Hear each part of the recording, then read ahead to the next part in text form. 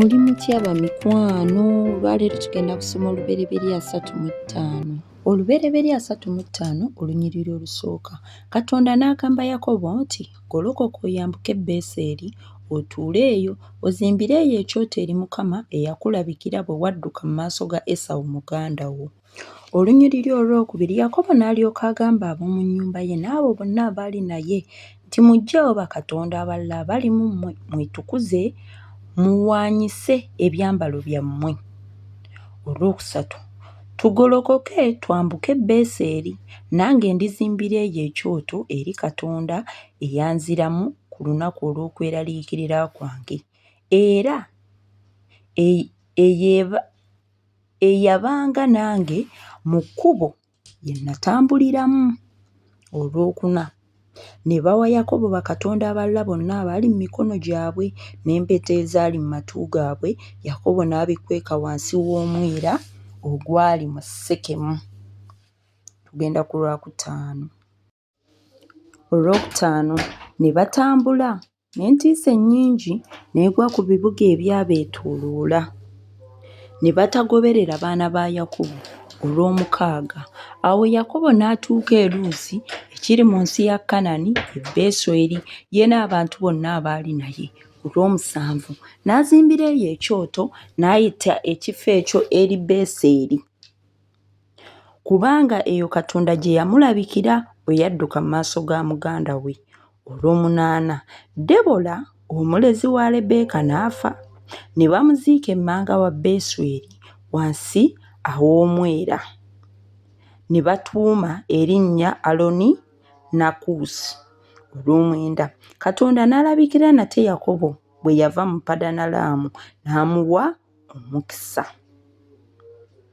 Olw'ekkumi, Katonda n'amugamba nti erinnya lyo Yakobo, erinnya eryo tokyaliyitibwa nate, naye Isirayiri lye linaabanga erinnya lyo. N'amutuuma erinnya lye Isirayiri.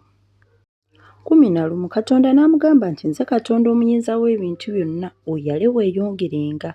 Eggwanga n'ekibiina eky'amawanga biriva mu ggwe, ne bakabaka baliva mu ntumbwe zo 12, n'ensi gye nawa Ibulayimu ne Isaaka ndigikuwa ggwe n'ezzadde lye eririddawo ndiriwa ensi. 13, Katonda n'ava gy'ali n'alinnya mu kifo mwe yayogerera naye. 14, Yakobo n'asimba empagi mu kifo mwe yayogerera naye, empagi ey'amayinja n'agifukako ekiweebwayo ekyokunywa, n'agifukako amafuta. 15, Yakobo n'atuuma ekifo Katonda mwe yayogerera naye erinnya lyakyo Beseri. Tugenda ku 16. 16, ne bava mu Beseri ne batambula. Baali babulako ekiseera okutuuka e Efulasi. Laakeeri n'ayagala okuzaala n'alumwa nnyo. 17, awo olwatuuka bwe yali ng'alumwa, omuzaalisa n'amugamba nti totya kubanga kaakano onoozaala omwana ow'obulenzi omulala. Awo olwatuuka obulamu bwe bwali nga bunaatera okugenda kubanga yafa. N'amutuuma erinnya lye Benoni, naye kitaawe n'amutuuma Benjamini. Laakeeri n'afa, ne bamuziika mu kkubo erigenda e Efulasi ye Besirekemu. Yakobo n'asimba empagi ku malaalo ge, eyo y'empagi y'amalaalo ga Laakeeri ne leero. 21, Isirayiri n'atambula n'asimba eweema ye n'agiyisa mu kigo ekya Ederi. Bannaye omwana yaluma Laakeeri n'amutuuma Benoni kubanga obulumi bwamusukka, kwe yagamba ono omwana bulumi bwennyini. Naye kitaawe n'agaana. Bannaye amannya kikulu. Kitaawe n'agamba Benoni terijja kukola, si kaakuba ono alumiddwa nnyo, kantuume omwana wange Benjamini. A father did something tremendous. 22, awo olwatuuka Isirayiri we yali atudde mu nsi eyo, Lawubeni n'agenda n'asula ne Biira omuzaana wa kitaawe. Isirayiri n'akiwulirako. Batabani ba Yakobo baali 12. Abaana ba Leeya, Lawubeni omubereberye wa Yakobo, ne Simiyoni, ne Leevi, ne Yuda, ne Isakaali ne Zebbulooni, abaana ba Laakeri Yusufu ne Benjamini, abaana ba Biira omuzaana wa Laakeri Ddaani ne Nafutaali, abaana ba Zirupa omuzaana wa Leeya Gaadi ne Aseri.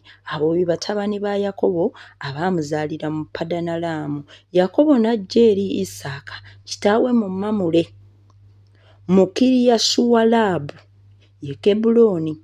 Ibulayimu ne Isaaka mwe baatuulanga. Bannange katuddeko emabega ku Lunyiriri lwa 22 tuluyiseeko ntuwalabuka. Bayibuli egamba nti Isirayiri yali ng'atudde mu nsi eyo gye baagendamu. Lawubeeni n'agenda n'asula ne Biira omuzaana wa kitaawe. Biira teyali just muzaana wabula yali step mother w'ono omwana. Okitegeera? N'ayeebaka naye bannange. Kyokka nga Biira yennyini alina abaana mugundi mu Yakobo, Ddaani ne Nafutaali. Bannange, these things I would say they are results of polygamy. Nze mu ndowooza eyange buli muntu bw'awasa abantu abangi, those things are bound to happen. Omwana wa gundi ajja kwagala omwana wa gundi oba sinakindi ab'eŋŋanda beeyagale. Polygamy teryamugaana but it's bad. Effects erina effects. Tugende ku 28 temunkuba amayinja. N'ennaku za Isaaka zaali emyaka 108. Olwa 29 Isaaka n'ata omukka n'afa n'atwalibwa eri abantu be ng'akaddiye ng'awezezza ennaku nnyingi. Esawu ne Yakobo abaana be ne bamuziika. Bannaaye tukomyawo olunaku lwa leero. Olubereberye 35 lwakomye. Katusabeko Katonda omulungi omwesigwa tukwebaza olunaku lwa leero. Weebale kubanga otwagala, weebale kubanga oli mulungi gye tuli, weebale kubanga otukumye n'olunaku olwa leero. Kabaka Kabaka omulungi tusaba amagezi akatuyisa mu mwaka guno n'emyaka gyonna egijja. Katonda wangu otusaasire, otukole obulungi, otugaziirize ensalo zaffe, buli alina ekyetaago wano Mukama, abalwadde obawonye, abali mu mbeera ey'obwavu obayamba, abali mu makomera abatulugunyizibwa, buli omu ng'ayita mu mbeera gy'alimu. Omukono gwo gutambule naye, ekisa kibeere naye, obulungi bwo bubeere naye, otukuume Mukama. Amiina.